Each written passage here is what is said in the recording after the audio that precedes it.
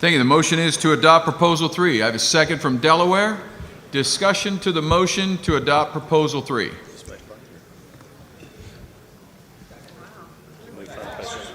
Call the question.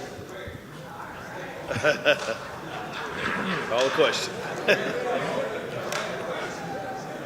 I can almost not see him over those flags right there. Commissioner from Connecticut is recognized. Discussion to the motion.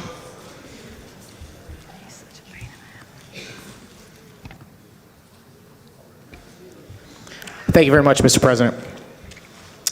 There was some lengthy discussion in our committee about this particular proposal, and I am certainly sympathetic to those who are concerned about Congress giving more and more authority outside of their jurisdiction and passing it on to the executive branch and administrative agencies to create regulations.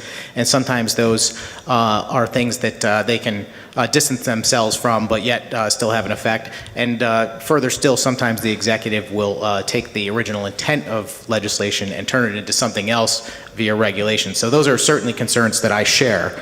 I, however, don't agree that this is the proper way to address it. I think that a more appropriate way would simply to be like some states do and require that a legislative vote takes place to approve every regulation.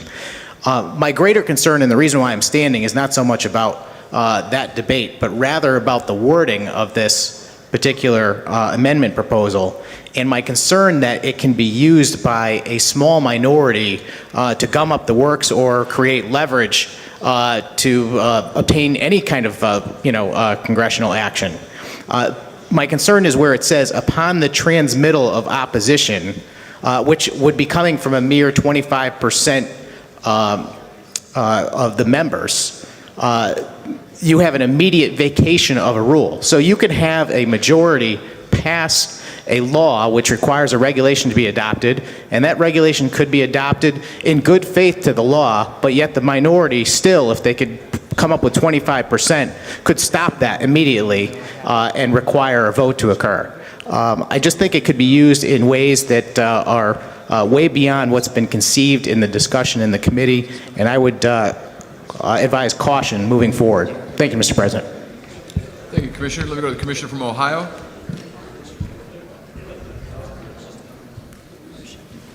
Move to amend. Motion is to amend. That's in order.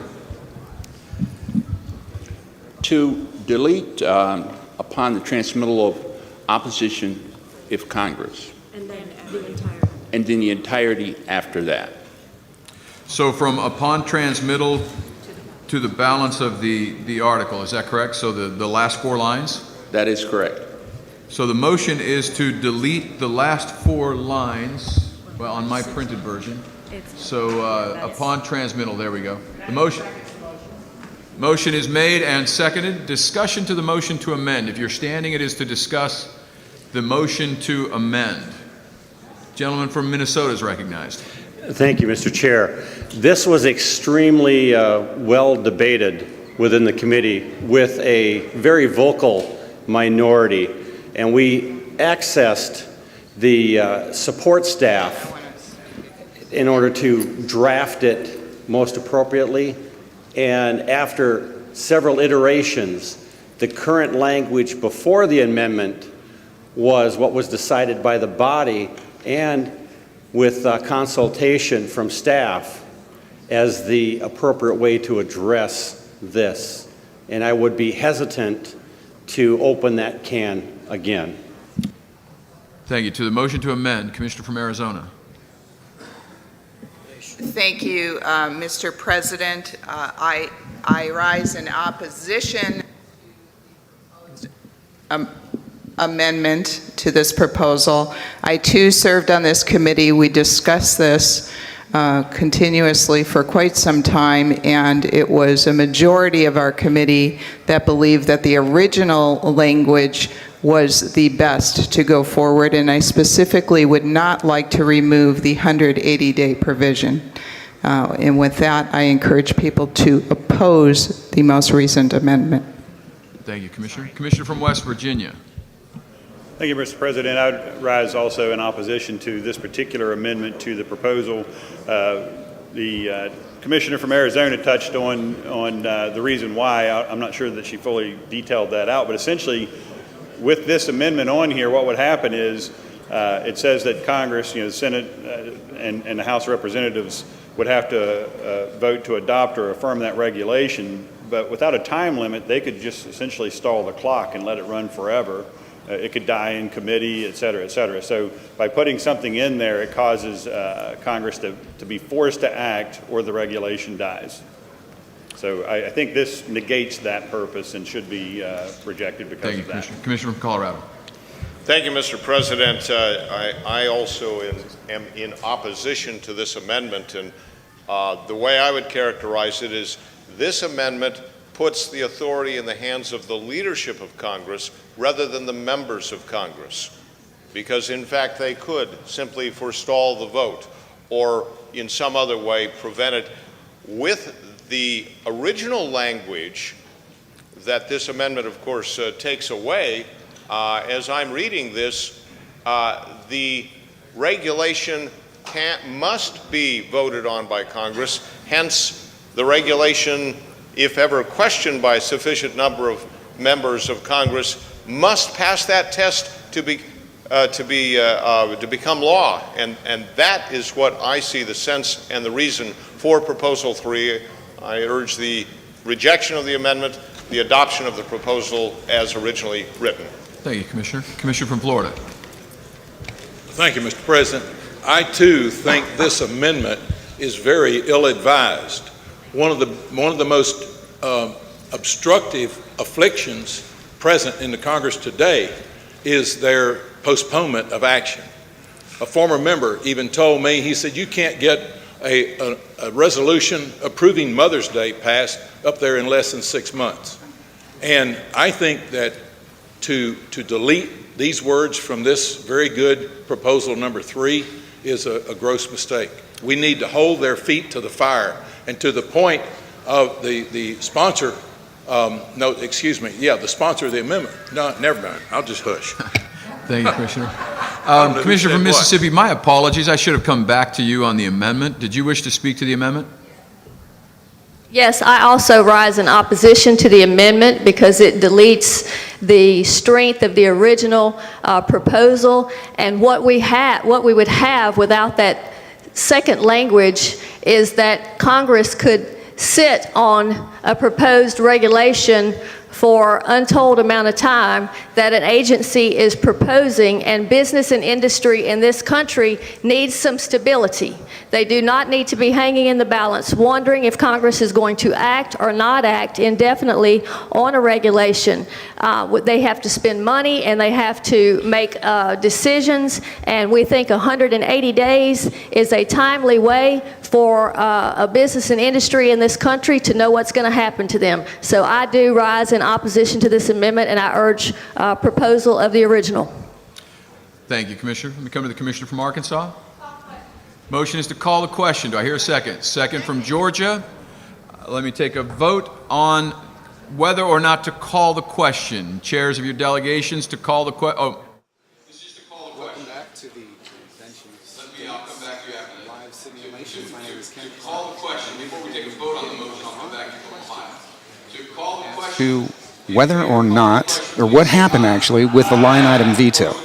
And so that was a proposal that they were debating heavily on the floor, lots of different amendments, and the line item veto was killed. That amendment was killed on the floor of the Convention of State Simulation. So I just wanted to come on real quick and let everybody know. I know we've been getting a ton of feedback on social media. Thank you for those of you that are watching us. I know that there are thousands of different watch parties going on throughout the country right now. It's a very exciting thing, and I'll tell you what, this is terrific to watch. But the line item veto proposal was killed on a roll call vote. Thank you for joining me. We'll be back in a little while.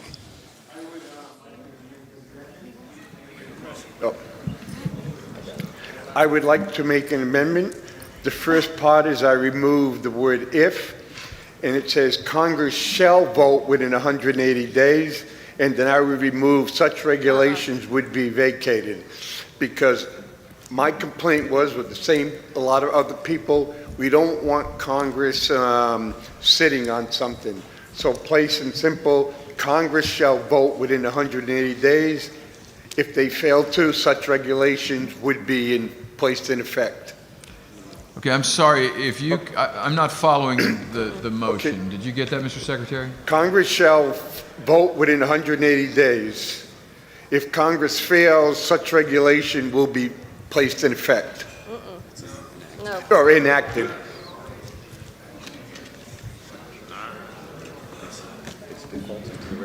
So is it,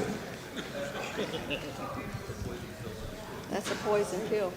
Shall be or placed in effect, No. but shall be enacted. No. The word vacate would be removed. So this would be forcing Congress to vote up or down within 180 days. Like the gentlewoman over there stated, business needs to know what's going to go on. And you got 180 days to must vote, and it takes the power out of the House Speaker and the Majority Leader of the Senate to decide if they're going to take it out of drawer or not. Otherwise, the other way is two people can decide whether it's even going to come up for a vote in a 6-month period. So Congress shall vote within 180 days. If Congress fails, such regulation shall be placed in effect. okay, the motion is as it shows on the screen? Yes. Okay, so the motion is as it shows on the screen. Congress shall vote within 180 days.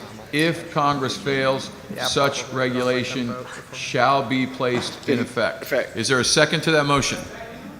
Second from Connecticut. So the motion to amend has been made and seconded. Discussion to the motion to amend. If you are standing, it is to speak to the motion to amend. Let me come back to the underlying maker of the motion for comment first. Thank you, Mr. Chairman. This is an unfriendly amendment, and I believe that it negates the intent of the amendment of the proposal. We already have provision in there that if Congress fails to act, that the amendment is vacated. So if they fail to act, they're in essence acting already. So we think this is not necessary, and it is harmful to the final passage of this amendment. So I do not suggest we adopt. Move to call the question. That's not in order. I will, let's see, gentleman from Florida. The motion's not in order after speaking. Gentleman from Florida is recognized. Call the question. Call the question. Do I hear a second? Second from Michigan. All in favor of calling the question, chairs please say aye. Aye. Opposed, nay? We will now place the question on the motion to amend. We've cut off debate. I'm going to take this by a voice vote. I'm sorry? This is to call the question on the motion to amend. Oh, I'm sorry. Let me go back to the sponsor of the motion to amend. The sponsor of the amendment, New Hampshire, would you like to speak briefly to the... Yes, sir. Because what happens is 25% of the people go and say, I have a problem with this regulation. Then the regulation can't be placed in effect until the whole Congress acts on it. So if Congress doesn't act on it within 180 days, 25% of the people have taken the power away from the president. Instead, the majority vote of the House passed it. The president the president puts in a motion, a regulation. I know I'm repeating myself. 25% of the people complain. The regulation is not put in effect. And then if Congress doesn't act within 180 days, those 25 people have basically vacated the president or Congress's intent to put a regulation in. Thank you, Commissioner. We'll now place the motion. This is the motion, the vote on the motion to amend. All in favor of the motion to amend, please say aye. Aye.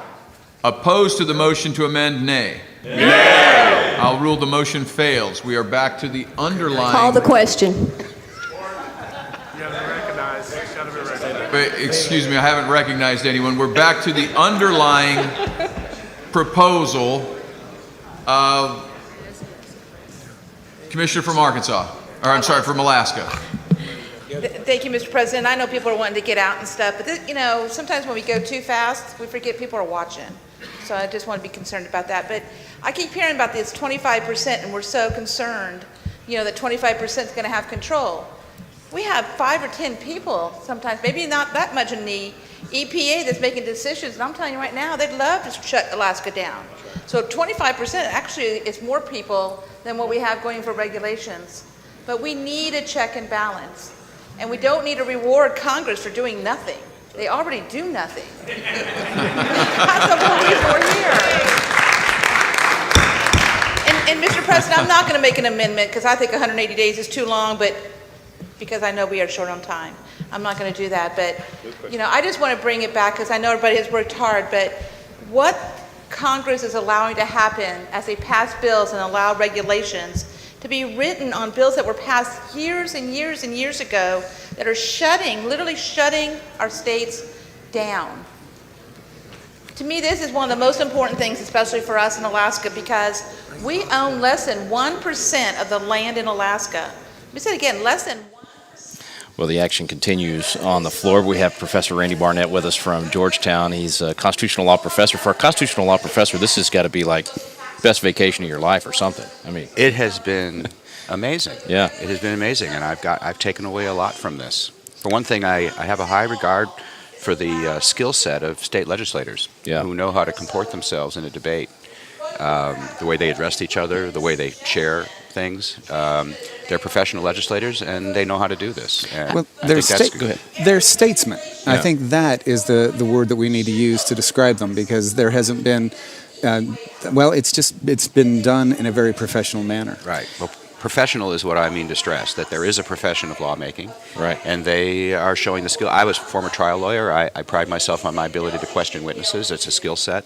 And they have a different skill set, the skill set of being able to address each other with decorum and run a meeting with decorum. And I admire that. And how about even just the analysis of even the language of what they're dealing with? What has struck you with regard to how deliberative they're being and how detailed they're being and making sure they get it right? Well, I mean, 3 of the provisions that were approved are provisions that I proposed back in 2009 in the Bill of Federalism that I published in Forbes.com. But they've been rewritten since then. And they've been rewritten by the committees, and they've been rewritten on the floor. And I have to say they were improved. I mean, so, I did the best job I could in getting this idea across, but the finished product that was produced by both the committees and the floor debate was better than what I did. That's interesting, because can you remember Mike Ferris said the same thing about some of the language that he had written? It's that iron sharpening iron, that deliberative body coming together and making it even better than you might have done on your own. There were people that spotted problems in it that I hadn't seen. Yeah. And in response to that, I agreed with the changes that they decided to make to my own language. Yeah. And so I do admire that. And I know that in one of the committees that I was advising, I had actually strongly advocated a particular provision of one of the pieces that passed, and one of the delegates, one of the commissioners, objected to it.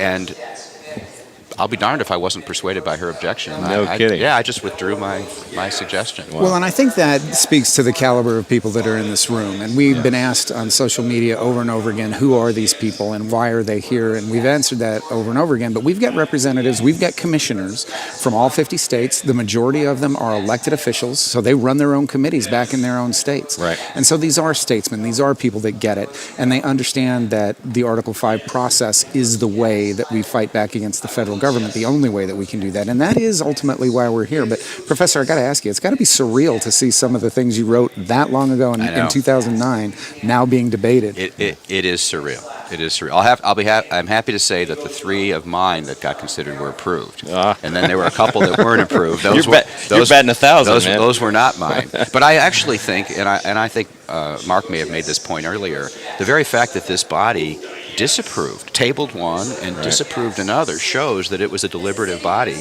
who took this exercise seriously. It's a simulation. Yeah. But nobody on the floor is really acting like it's a simulation. Right. They're taking this very seriously. And again, those were items they were philosophically aligned with. Yes. But they knew the language was not yet ready. They was not yet ready, or it was going to create untoward opposition to the entire project. Considering the views of people outside this room, it was it's a deliberative body acting in a deliberative way. Yeah. Well, it was funny when they were talking about the repeal of the 16th Amendment, basically, and that amendment, which did in fact pass just a little while ago. After they passed it, I was all excited, and then I had to remember, oh, this is a simulation. Yeah, it was really bumming me out. But that goes to the power of Article 5 and what we can, in fact, accomplish. So and true. if you want to save this country, you want to restore liberty and our beloved republic, this is the way to do it, Professor. And not only that, but look, let's suppose you have a convention and it produces amendments like this. Now the country is going to be debating something. That's right. We're not going to be just debating personality and who's lying and who's not, who's lying about this and who's Right. not lying about this, and the state of this person's health or that person's health. We're actually going to be debating the Constitution and structure of our form of government in the effort of trying to restore our American republic. Yeah, I've thought for a long time, even if nothing actually got, adopted and then sent to the states and actually ratified, the education for the American people of this being on the news every night, but coming back to the last question on the constitutionality itself, are we following the Constitution right now? Absolutely. I mean, and for those of the people out there who think that there's some kind of sacrilege in having an amendments convention, you have to ask those people, did the founders make a mistake by giving us Article 5 power to have a convention? Were the founders wrong when they gave us an Article 5 convention power? And so maybe they're against the founders, actually. Right. I don't think they were wrong. I think they got it right, and it's time for us to get it right. We can thank George Mason for that, because he's the guy that got it in there. As you can hear by the excitement going on behind us, there's a lot going on, so we're going to go back to the floor. Thank you for joining us. We will be back right Thanks, after Professor. this. Matter of business. Thank you, Mr. President. Members, this is referring back to my previous statement earlier. I would like for us to adopt as an official statement of this convention the following. The convention submits these proposals to the American people, these proposals meaning the proposals that we've adopted today. We submit these proposals to the American people with the conviction that they are a sound beginning to a critically needed national discussion about restoring the balance of power between the federal government and the states. Further, it is the conviction of this body that the states must deliberate and adopt appropriate proposals for a balanced budget amendment and an amendment to provide the states a means to serve as a check on judicial overreach by the federal judiciary of these United States. I move the adoption of this statement, Mr. President. Motion is to adopt. We have a motion to adopt the language as a statement from the convention, seconded by everybody.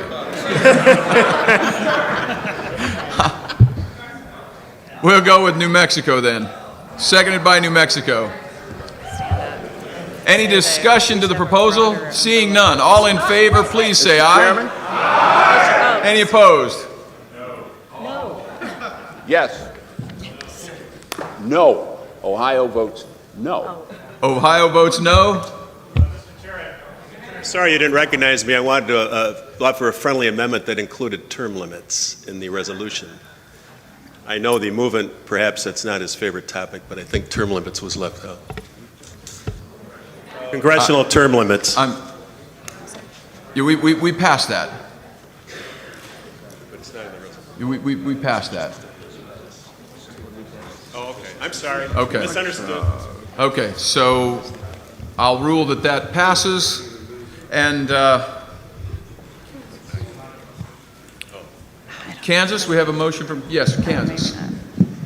Oh, excuse me, before we go to that, I'll come to you in just a second. I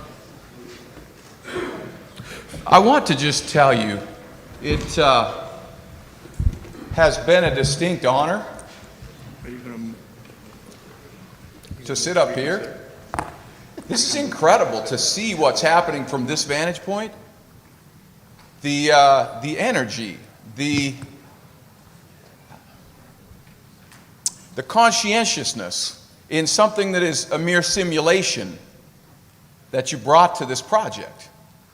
It's been a distinct honor to be here to see. I wish you could see what I saw from here, to see your work and to see what you've done. I'm thrilled and honored that you're here and you put the attention that you've done. George Washington made this statement that he said, in his farewell address, this was one of the 4 critical governing documents that used to be studied in schools. If in the opinion of the people, the distribution or modification of the constitutional powers be in any particular wrong, let it be changed by an amendment in the way the Constitution designates. But let there be no change by usurpation. For though in one instance this may be the instrument of good, it is the customary weapon by which free governments are destroyed. That's the process that we're engaged in. We talked about the tires and the balance of the tires at the beginning of this, and the air in the tires. We had an owner's manual for the amount of pressure that goes in those tires. And like a gas, like air in a tire, a gas will expand to fill the space that's given to it. And government, like that, expands to the limit that it's checked. Left unchecked, government expands limitlessly. That's what we're seeing. That's what we've been discussing. You've indulged me with my car wash rule. My father owned car washes. As I was growing up, I started working in car washes from the time that I was 8 years old in Arizona, washing and drying and folding towels from 8 years old. And my father then became a pilot. And as a pilot, we would fly from Utah to Arizona. He had businesses in both places. And every time we flew, every single time, I can't remember a single time that we flew that he did not say, "Your engine just went out. Where are you going to land?" And we would scout around. I mean, even flying over the Grand Canyon, "Your engine went out. Where are you going to land? You've got this much glide distance." And he said, "You know, pilots walk away from most crashes as long as they fly the plane until it stops. Pilots perish when they panic. Fly the plane until it stops. Keep your hand on the wheel until it stops, and pilots survive." Constitutionally, just like that bicycle is a vehicle, as an airplane, there's some mayday out there.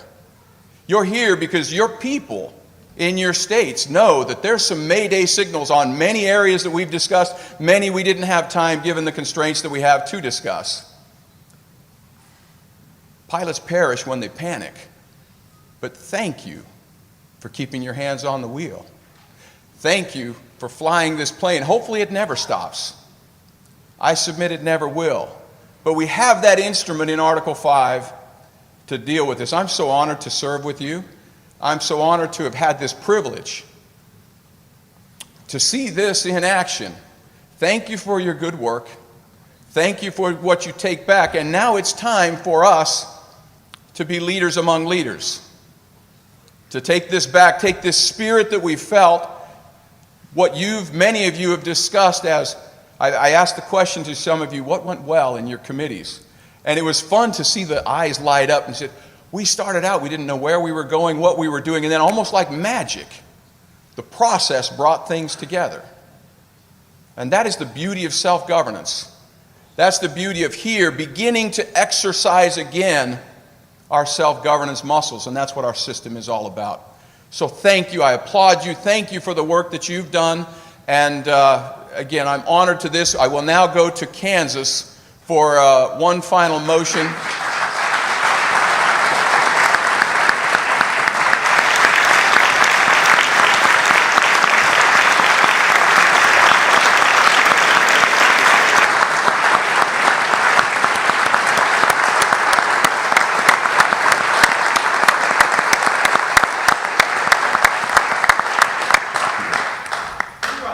We are going to have a motion here. I just want us to take a final moment as a body and recognize the tireless effort that has gone in from so many people seen and unseen to make this happen. I would like us to please thank our host, the Citizens for Self-Governance, the Convention of States Project. Let's please give them a hand.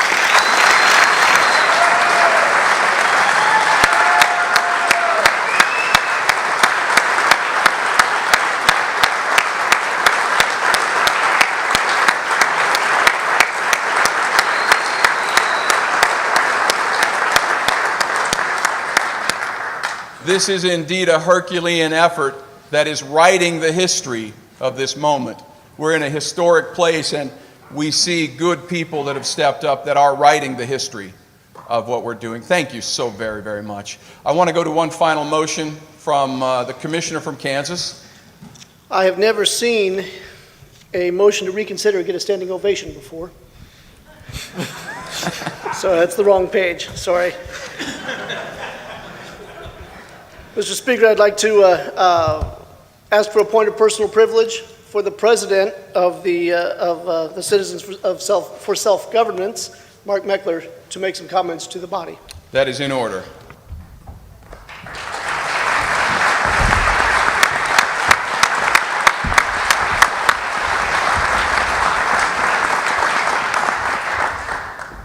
There are some people that it is extraordinarily important that I recognize that made this possible.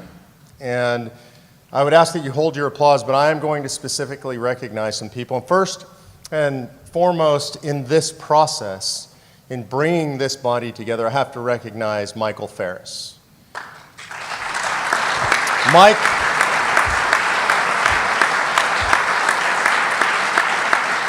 I literally don't know anybody else who would have attempted something so large.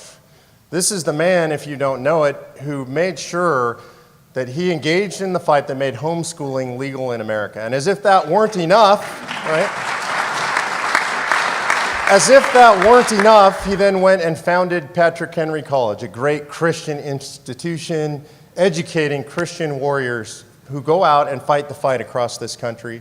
And then at a time when most people would have retired and rested on their laurels, Mike Farris decided that we needed to reform our entire system of governance through the Convention of States. Really extraordinary. Thank you, Michael.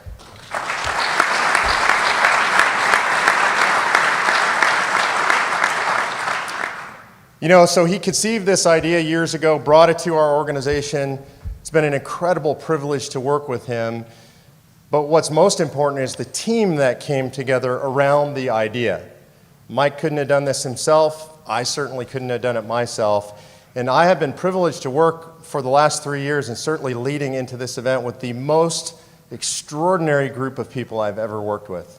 And there's something especially extraordinary about them that I want you to know because it's a little odd. And it's something that you would notice, you might notice when I tell it to you, but you wouldn't notice otherwise. And that is that our organization begins from a very simple phrase. And that phrase is something that's quite unusual in our body politic today. And the phrase is 2 words, and those words are, be nice. It's odd in politics today, but when we founded our organization, we recognized that politics had become mean. It was always so mean-spirited, and people were vicious, and people were rude to each other, and it was combative and attacking. And we didn't believe that you had to do politics that way. We believed that you could engage in spirited debate without being mean.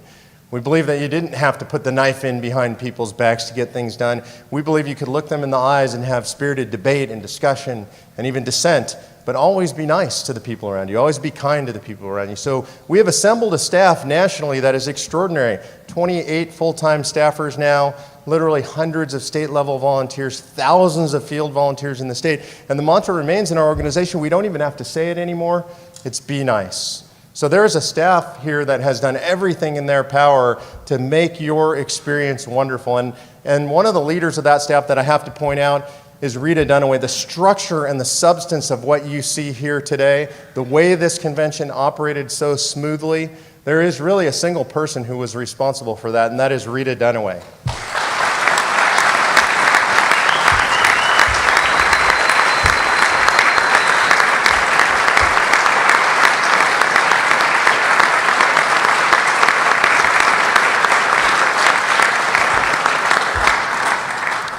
I spend my time flying around the country, going to grassroots meetings, doing media, pretty much going wherever I'm told to go and be wherever I'm told to be. And there's somebody that makes sure that the trains run on time when I'm doing that the things that need to be done in our organization get done, that the hotels get booked, that the flights get scheduled. And if it weren't for him, none of this would happen. He's somebody that I've been privileged to know literally since I was 19 years old. We've been best friends for our entire lives. And I'd like to recognize Mike Ruthenberg. Mike?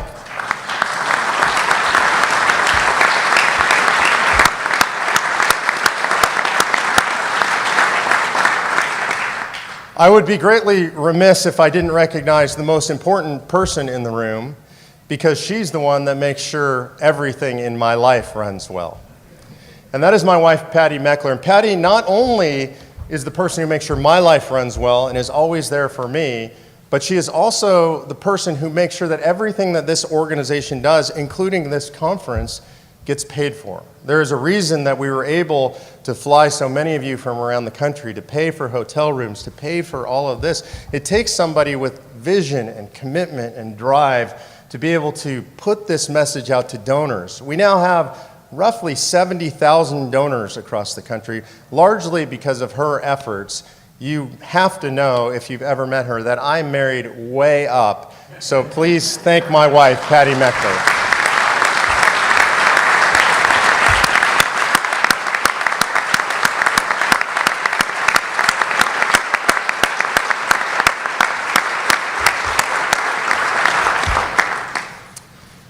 I think you've had a couple of extraordinary gentlemen sitting here. People ask, where are the millennials? Here are the millennials. This thing ran smoothly because you have a parliamentarian who took the time to know Mason's manual, who spent the hours, the weeks, the months to know it.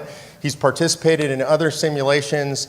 He is at the very senior level in his academic career of being a college freshman. So I'd like you to give Spencer, our parliamentarian, a big round of applause.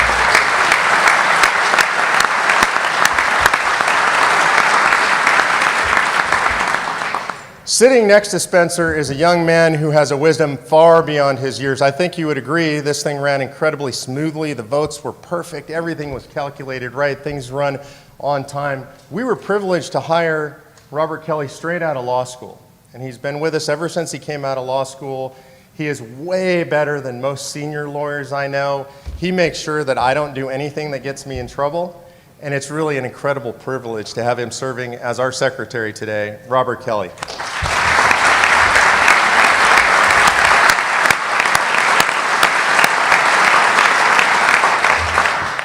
So I could go through and recognize the whole staff, but that would take a long time, so I will save you that pain. But let me just tell you that without them, without every single one of them, what happened here today, what's happening all across the country right now would be impossible. So I'd ask that you thank the staff of Citizens for Self-Governance. They're in the blue shirts all over the room. God bless you guys. Thank you very much.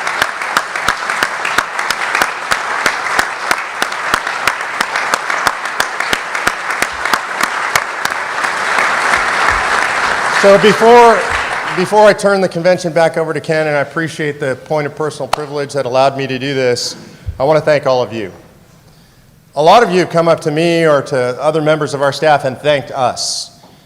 All we were able to do was set the table, right? To make it happen took you. It took your commitment. It took your diligence. It took your intelligence. It took your passion and your patriotism to travel across the country and to come here and to be here and to participate in this. And once the convention started, it was sort of like dropping your kid off at college. It was off on its own, right? There wasn't much we could do about it. We sat in the back of the room. We were in and out. We watched it on the live feed. But you guys were on your own. And you excelled. Beyond our wildest expectations, you excelled. Over and over from everybody I talked to, they were astounded by the performance of this body, by the statesmanship that they saw exhibited by this body, by the intelligence and the passion of the debate, the demeanor of every one of you in this room. You have proven beyond a shadow of a doubt to the country that the people of the United States of America are ready to hold the first Article 5 convention in the history of this country. I congratulate you, I salute you, and may God bless you. Thank you very much.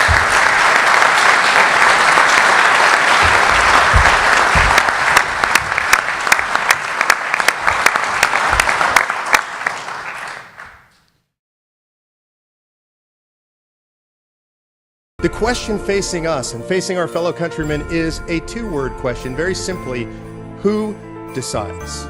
The American founders had a simple answer: we, the people, decide.